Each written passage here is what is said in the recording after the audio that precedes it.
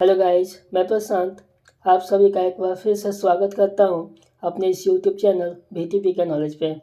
इस वीडियो में मैं Realme C21Y 4GB और 64GB वाले वेरिएंट को अनबॉक्स करके आप सभी को दिखाऊंगा। सो वीडियो स्टार्ट करने से पहले मैं आपको याद दिला दूं कि अगर आप इस चैनल पर नए हैं तो वीडियो देखने के बाद अगर आपको मेरा वीडियो अच्छा लगे तो प्लीज़ चैनल को सब्सक्राइब कर दीजिएगा, वीडियो को लाइक कीजिएगा। कोई डाउट हो या वीडियो अच्छा लगे तो कमेंट कीजिएगा और वीडियो को अपने दोस्तों के पास ज़्यादा से ज़्यादा शेयर कीजिएगा।